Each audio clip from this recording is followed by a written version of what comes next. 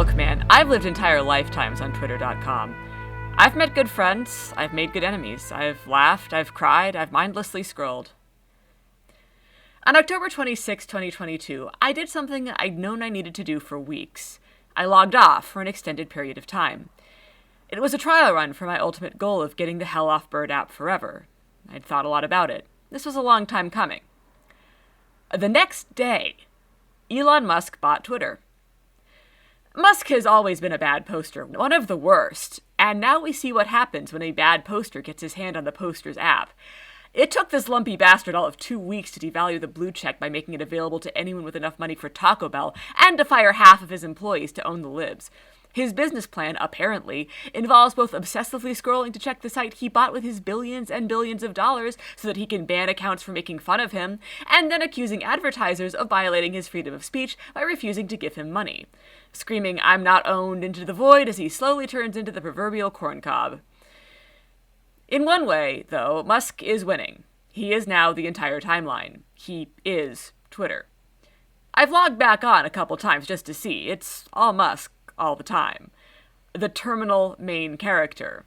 The last man. I am not off Twitter permanently because of Musk, though Musk is pretty good insurance against me logging back on for anything other than self-promotion. I'm off Twitter because the relationship is toxic. It is bad for me. Really terrible, and leaving it has made me happier. Twitter and I are complicated. In 2019, I was nothing and no one, lost after graduating college, newly divorced, struggling to escape a job I hated and unsure how else to make money.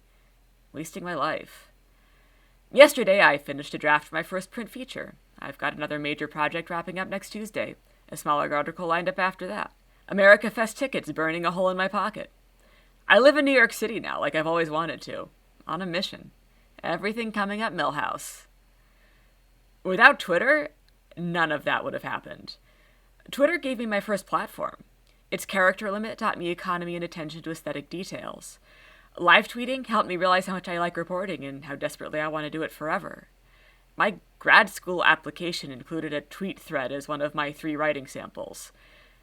And after giving me all that, it gave me the viral moment I parlayed into my first national byline. That was the magic of the website, the thing we're about to lose. Twitter flattens social hierarchy. It is a place full of the people who make the news and write the stories, and you, an average person, could potentially reach those people with a mixture of cleverness and luck. There's never been anything like it. Stories like mine are about to become a lot less possible and a lot more rare. The door is closing behind me. That path to success is washing away. Arrogant as it sounds and privileged as it is, I left Twitter because I already walked that path and reached that door. The majority of what remains for me on this site is the negatives, the things that were ruining my sanity and attention span and a little bit my life.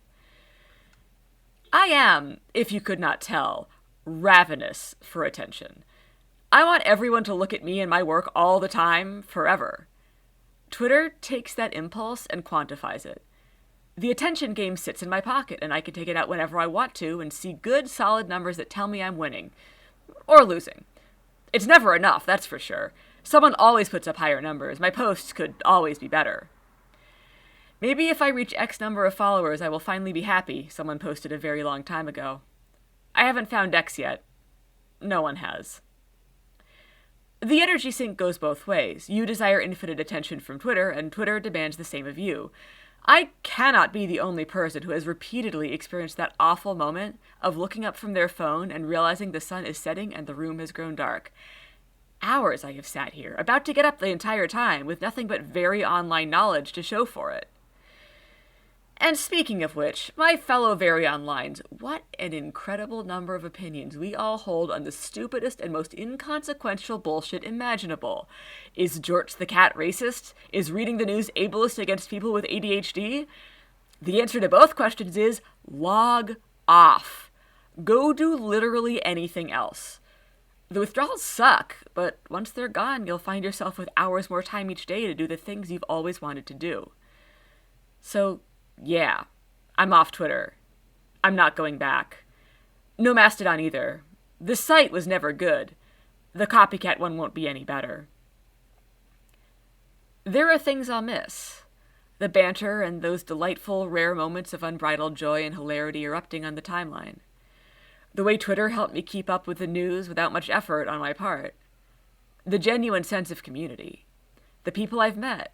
The ability to meet more people. To make connections in a world where connection sometimes feels impossible.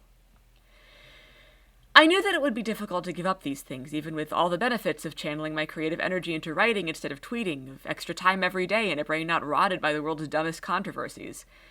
I wasn't sure if I could do it. They say no one ever really quits. Thanks to Musk, though, I think it's gonna stick. I mean, what is there to go back to? A sea of people tweeting about the world's most lumpy-faced man who makes my need for attention looks like indifference by comparison? The blue check impersonator jokes are very, very funny, but in a week, the joke will have run its course, and what will happen then? All Musk all the time, plus whatever fresh idiocy he dreams up for the platform. It's over, guys, it's done. We had a good run. A bad run? Whatever. We had a run. A time. The time has passed. It's time to go. Twitter dies, the Substack and podcast struggle to be born. Expect posts and pods that are less polished and more frequent. Those tweet threads I like to do, just on here instead. I hear Substack chat is cool. Maybe we can create a different kind of community. R.I.P. Twitter. It's the end of an era. For better and for worse. The internet will never be the same without you.